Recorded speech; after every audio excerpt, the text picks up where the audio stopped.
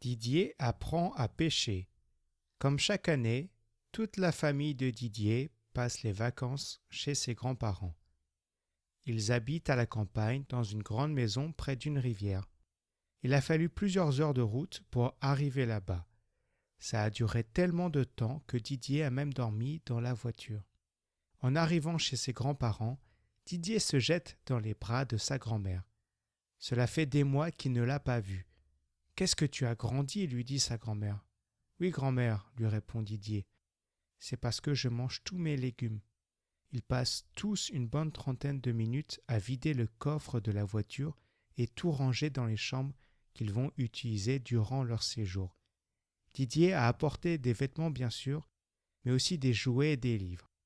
Ce soir-là, Didier va se coucher juste après le dîner, car il est très fatigué. Mais dès le lendemain, il a hâte de profiter de sa journée de vacances, à commencer par le superbe petit déjeuner qui l'attend. Il mange avec bon appétit ses tartines avec de la confiture que sa grand-mère prépare elle-même. « Qu'est-ce que tu as prévu de faire aujourd'hui, Didier ?» lui demande son grand-père. « Je ne sais pas encore, papy, » lui répond Didier. « Peut-être que je vais jouer avec ma nouvelle voiture téléguidée. Et si on allait plutôt à la pêche ?» Didier n'a pas vraiment envie d'aller à la pêche, mais ça fait longtemps qu'il n'a pas passé du temps avec son grand-père. Il se dit qu'il pourra jouer avec sa voiture téléguidée une autre fois. « D'accord, papy, on ira pêcher tous les deux, dit Didier. On ira tout de suite après le petit déjeuner. » Comme prévu, Didier et son grand-père quittent la maison juste après le petit déjeuner. Son grand-père porte un panier et 2 cannes à pêche. Didier, pour sa part, tient le seau où ils vont mettre les poissons qu'ils vont attraper.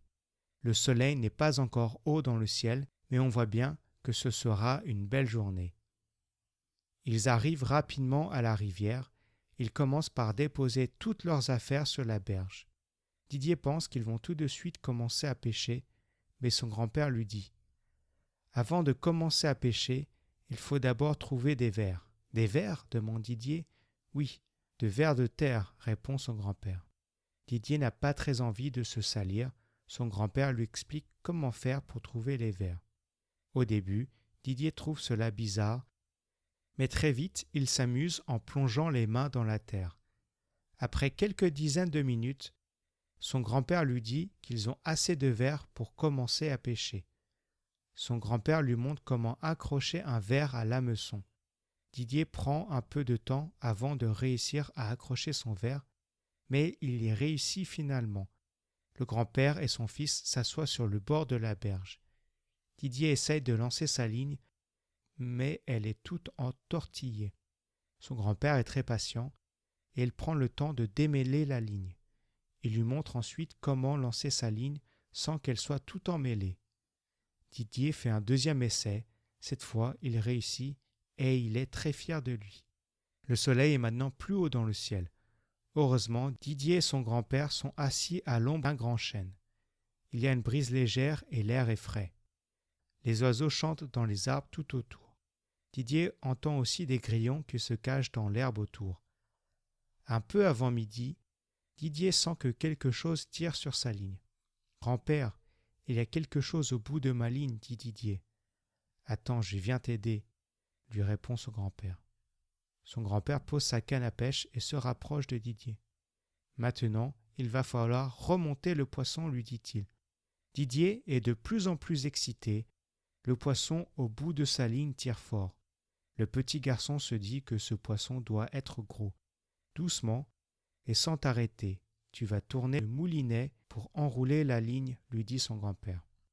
En suivant les instructions de son grand-père, Didier utilise le moulinet pour ramener sa ligne. De temps en temps, son grand-père l'aide à tenir la canne, car le poisson se débat. Cependant, après un moment, il voit le poisson sortir de l'eau en se tortillant. Didier avait raison, le poisson était gros.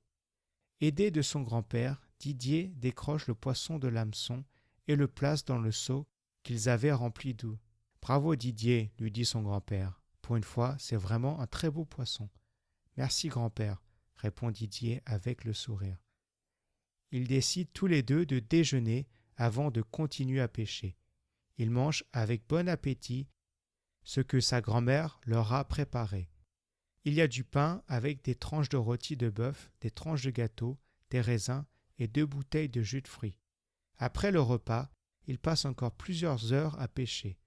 L'après-midi est bien avancé quand Didier et son grand-père ramassent leurs affaires et se mettent en route pour la maison.